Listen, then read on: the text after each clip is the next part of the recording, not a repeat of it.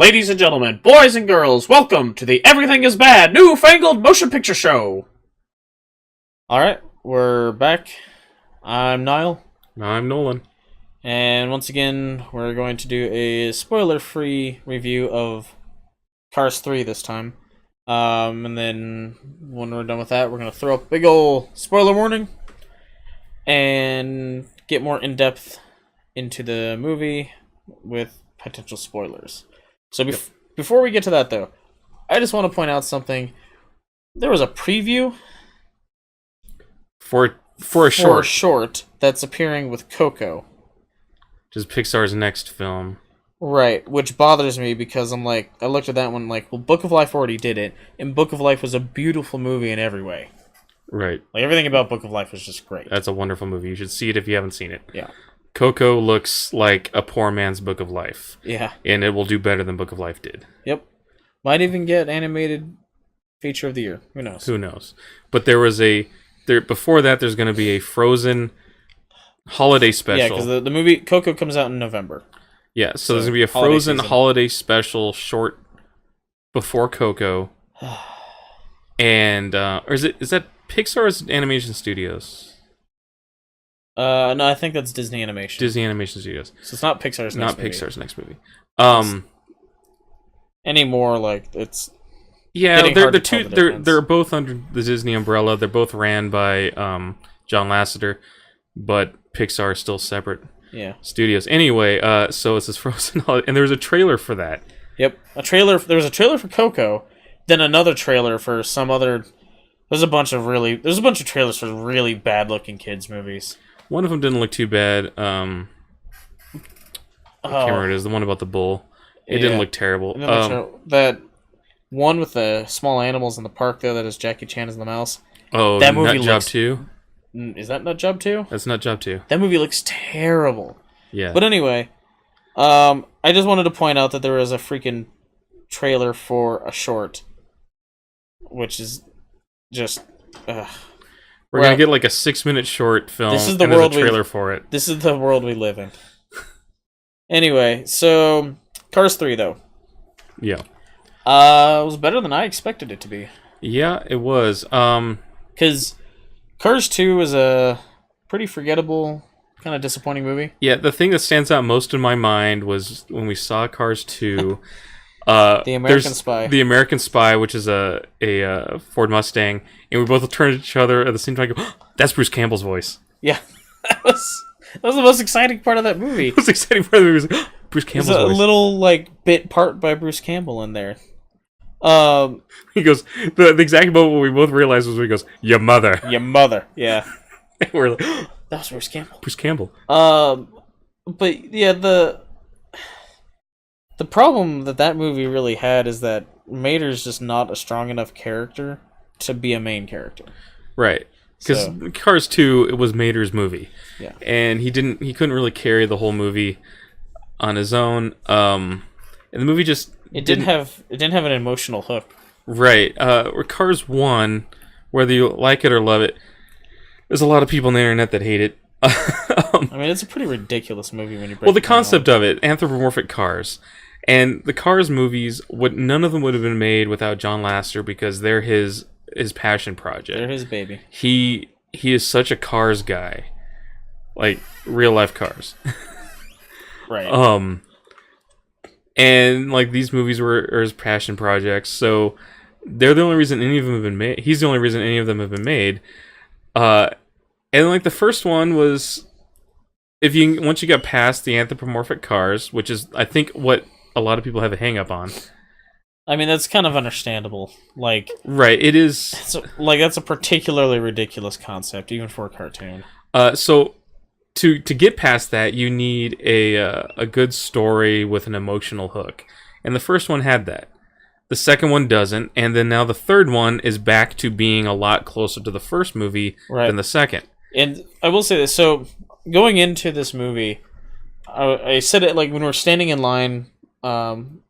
We had our concessions. We're standing in line to go into the theater, and I mentioned this. Instead of all the Pixar movies we've gone to see in theater because we skipped The Good Dinosaur. Yeah. because that movie looked very bleh, and the reviews on it were really bad. But I try to use of all the Pixar movies we've seen in the movie theater, I'm the least excited about this one out of all of them. Because the second one was just so bleh, and the trailers for this one, it was like how can you have a movie where all your characters are actually cars and it not be about racing? I mean, the racing in the second movie was a subplot. Right. As I recall, the main thing was it was a spy movie, and or something. I don't even remember what the bad guy's plot was. Yeah. It was that forgettable.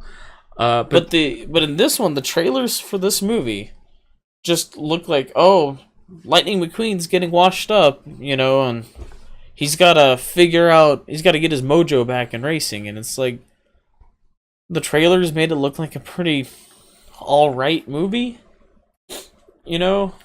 I was kind of expecting like this Rocky comeback thing a little bit. It wasn't quite that. And then when there was a car named Cal Weathers, I was like, if that's not Carl Weathers voicing that car, which it wasn't, I was like, oh, more Rocky? No, nothing, not at all. Yeah, but the actually, I think it was an actual NASCAR racer voiced. Let me see. I got as always, I have the IMDb page up here because that's so shocking when it goes from like white on black to black white on text white. on. Yeah. It's dependent on what banner ad. So it was a Cars 3 banner ad, and now it's a Transformers banner ad. Right there. Yeah, it's Kyle Petty. Yeah, Kyle Petty. Yeah. Okay. So which is fine. It was funny. He was actually kind of a funny character. Yeah. What little screen time the character had, right. but I was like, you name a car. Cal Weathers. I kind of wanted to be Carl Weathers. Yeah, I mean they did. The trailers did a good job of hiding what the actual plot of the movie is really about. Right. We won't get to that here, but right, because it's kind of spoilery. Other than the fact that Lightning McQueen is, he's not like full on washed up, but he's getting to the end of his career. There's these new cars coming in. He's just not the racer he used to be. So right. I keep almost calling him Steve McQueen, by the way. Yeah. That's not right. Something else. So the animation in this, it was kind of odd in that the environments and backgrounds were almost photorealistic. Dude, there was in a lot of ways there were some beautiful this scenes. shot of a puddle, and it's like I've never. When's the last time you looked at a computer-generated puddle and just went, "That looks amazing"? Right. But when you put these characters, because you can't get too photorealistic with them because you lose the whole character design. Right. If you do, well, like then you put that first trailer that came out, remember, where it was a photorealistic car flipping over, right? And it was like, I mean, that's not quite what the movie wound up being. Looking, but, well, like the environment, there was like a dream sequence or something that looked like that. Yeah, that's true. I think that's what that footage was taken from. A little bit, but like the environments and the backgrounds and everything are all like so amazing. Then you put these cars in it. It's not quite as drastic as I remember the trailer from The Good Dinosaur being, where it was like Dino from the Flintstones being put into like a real world environment. Oh, kind of like Pete's Dragon. Was it Pete's Dragon? Well, the original Pete's Dragon was hand drawn animation. The remake was they went for a realistic looking dragon. Yeah. No, what was it? There was something that had like a cartoon monster, a dragon or something, like hand drawn cartoon on like interacting with like real people. The original Pete's Dragon was. Oh yeah. That's what I was thinking of then. Yeah. Not that level. So it's not quite as drastic as that. The cars don't look like they're out of place. So much, but like there is a much more cartoony quality to them than there is to like the environments. Yeah. But I mean, so the animation, I mean, you just expect good animation out of Pixar at this point. Like the movie, like the animation was great. It's like, well, of course it was. It was a Pixar movie, right? And that's how like their movies. Whenever they come out, it's like that animation's great. Go back and watch the original Toy Story. It did not age well. No, it didn't. I saw a clip from it just recently, and it was like the scene where Woody's sliding down the banister, or Andy has Woody slide down the banister, and I was like, oh my god, that just is not the quality you expect from I him remember anymore. 15 years ago or whenever that movie came out, and we're like, oh my god, this is the future, right here. Oh, that was older than that. It was like 96, 7. Is it really 20 years ago? Yeah. Holy crap. Well, anyway, so with that being said, like really what makes or break a Pixar movie, because the animation is going to be good. 95. 95. Holy Even crap. older than that. 12 years ago, or 22 years ago. 22 years ago. But anyway, so like I said, the animation's always going to be good on a Pixar movie. The performances were good. Right. What's gonna make or break a Pixar movie though really is the story, and they've become masters at like making you feel emotion for things you really wouldn't feel that much emotion for. I mean, I love my car, but right. You're not sitting there going like, oh no, lightning's washed up. Yeah. So. I mean, the movie was fairly predictable. Like, once you start getting into it, there's a character that's introduced. She is shown in the trailer, but it's his trainer. His personal trainer. His personal trainer, and this yellow car. Cruz Ramirez is the character, played by Cristela Alonso. Right. Once she's introduced, and you find out a little bit of her background story, the rest of the movie becomes fairly obvious. I mean, that was like 2/3 of the way through the movie, and you leaned over and you were like, "This is gonna happen," and sure enough, that's what happened. Right. Which this is technically at its heart a kids film. It's a family film. Yeah. You need something that kids are gonna understand, so they're not gonna get like incredible depth into it. Not gonna have like real twist endings or anything usually, so it is what it is. It's not a bad movie for being somewhat predictable. Yeah. But I mean, it's definitely a good movie. It focuses all on racing again, none of the spy crap, and it does a good job. And this really feels like this is it. This is the last Cars movie. I hope so. They just been milking it too much out of it. Yeah, it ends on a very good place. Mm-hmm. The ending, I think, was like anything any of the fans could have asked for. Right, and anything more would just be milking it. Yeah, it's like, because we know what the winning formula is now. They have 2 movies that sort of subscribe to it. Anything more is just going to be too repetitive. And so like this is kind of like this is kind of like The Force Awakens is to A New Hope. Right. And that they took a lot of what worked from the first one and put it in there with like some new characters experiencing some of the same things from the, Right. And then so it feels although there was not enough Cheech Marin. No, pretty much all of the Radiator Springs characters except for Mater are like hardly in this movie though. I think Sally got the most screen time other than Mater. Sally has a very important scene, but she shows up because she's Lightning McQueen's like emotional support. Yeah. They're in a relationship and all that. But yeah, like most of the other characters are very brief. From Radiator Springs are very brief. Mater has, I guess Mater might have the most, or it's pretty close with Sally. And then, like Sarge, Cheech Marin's character, I don't even remember his name. Ramon, Flo, like they're all hardly in the movie. Yeah. Oh well, actually, Luigi and Guido get the most. Luigi, yeah. I almost forgot. Luigi and Guido were in the movie a lot because they travel with. Well, they're Lightning's pit crew. They're Lightning's pit crew, so they're traveling with him during the race season. Yeah. Yeah. I don't know what else more we can say. It's a decent movie. If you were on the fence, I'd say go see It's it. got like a 7.3 out of 10 on IMDb right now. Yeah, if you were on the fence about seeing it, I'd say go see it. Uh,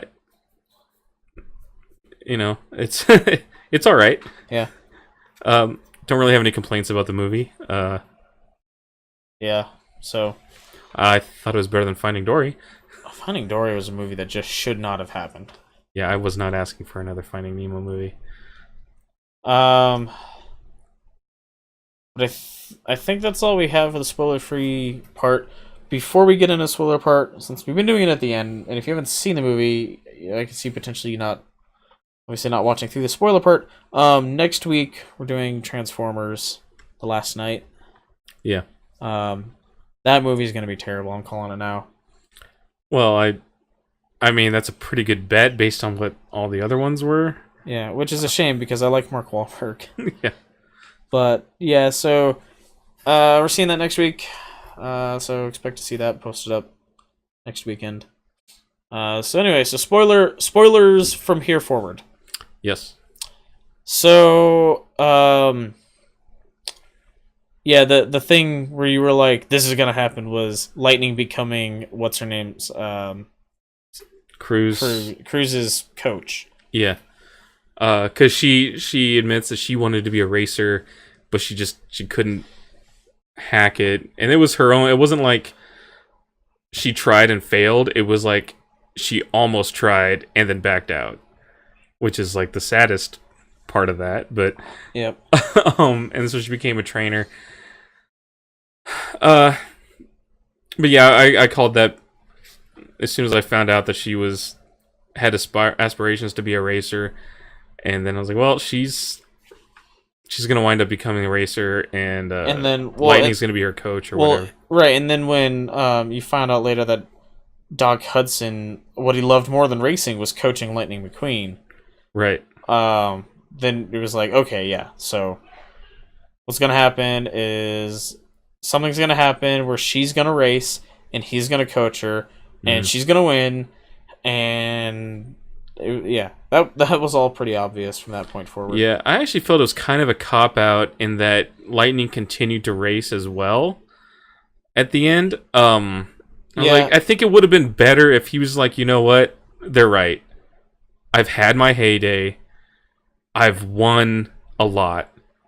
Now it's time to step aside and bring in the new generation, and I'm going to coach Cruise, and she will be the next champion. Right. I think, but doing both, being like, I'm going to be her coach or pit chief or whatever. Right. And yeah, and I'm also going to race. Yeah. That was a little bit of a cop out, I think. I think they should have gone full bore and just had him step down. Yeah,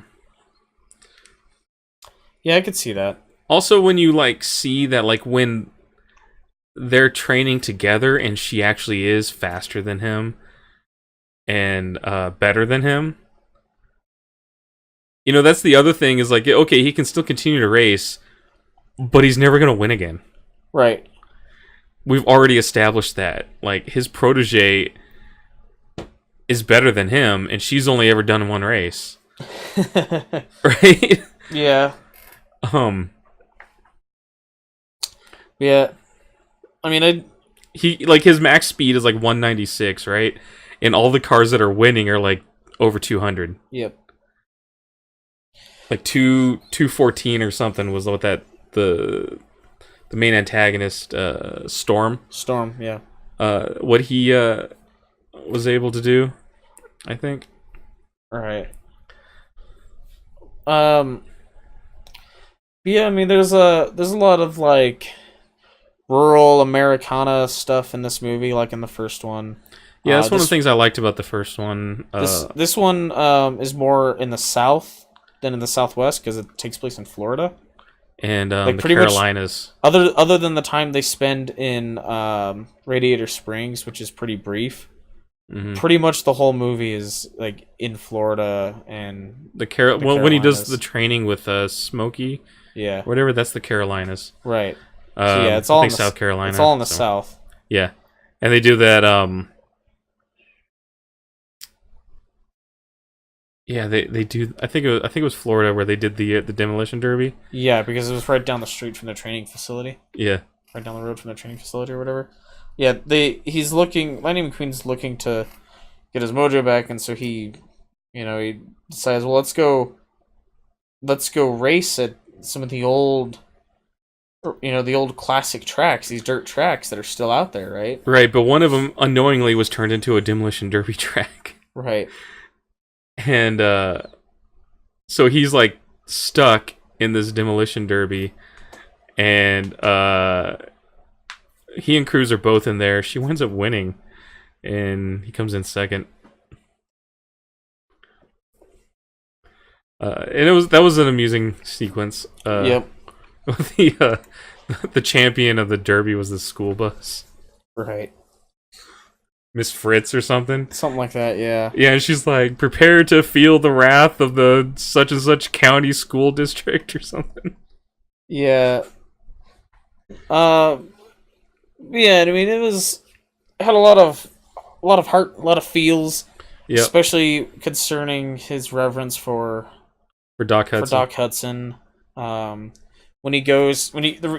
reason he's in the South the reason he's in the Carolinas is because he's looking for Smokey, who is Doc's old mentor. Doc's mentor.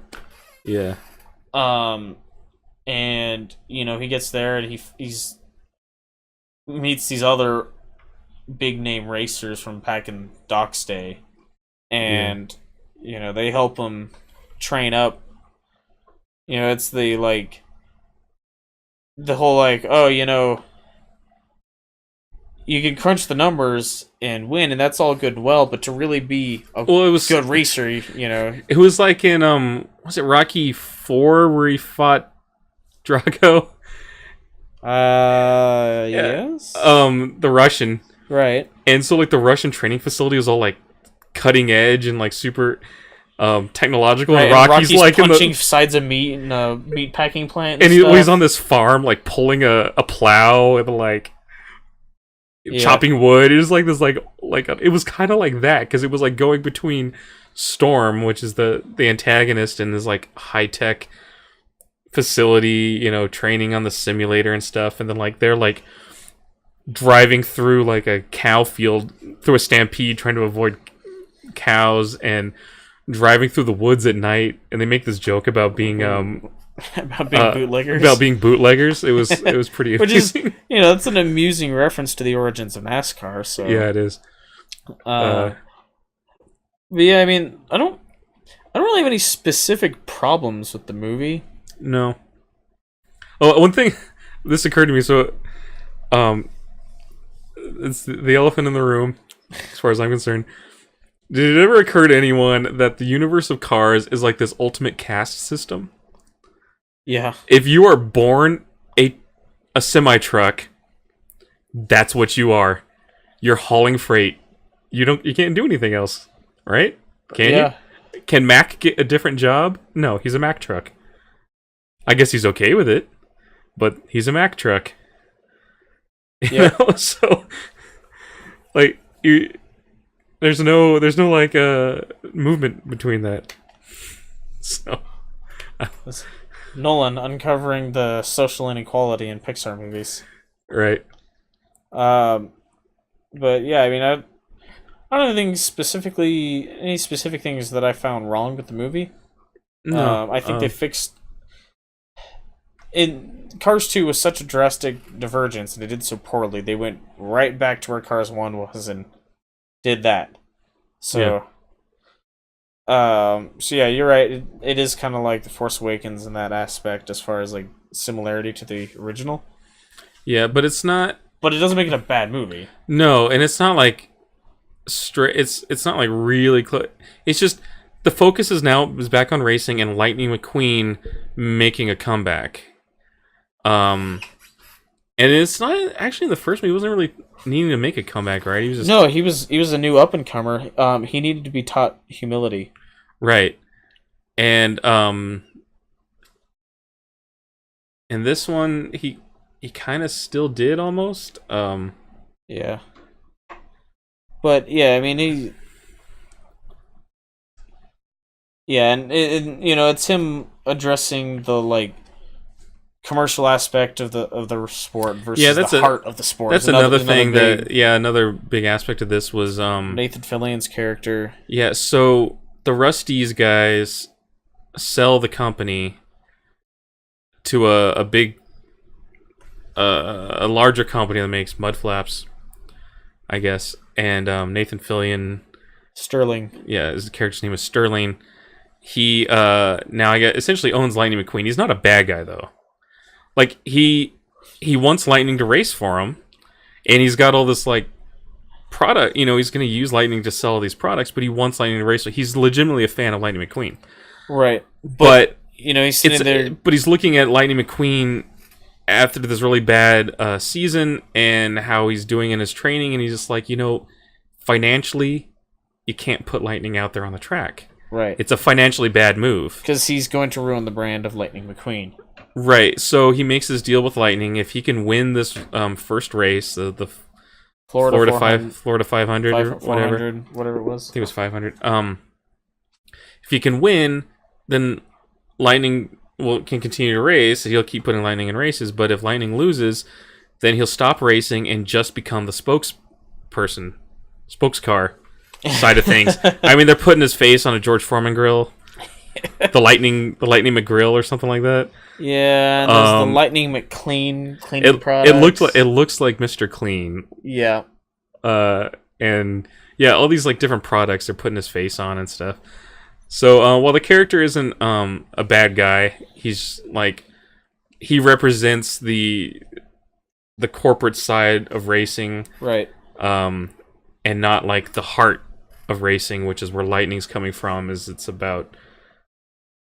I mean, the same thing like in the Speed Racer movie. Yeah, I was actually, I almost made a reference to Speed Racer when we were watching this movie too, because of the part where he's sitting in Doc's garage watching old movies or old films of races. Right, and yeah, I almost made a reference to Speed Racer, which is a hugely underappreciated movie. That is. But yeah, I mean, I don't think there's anything more we can really say about this movie.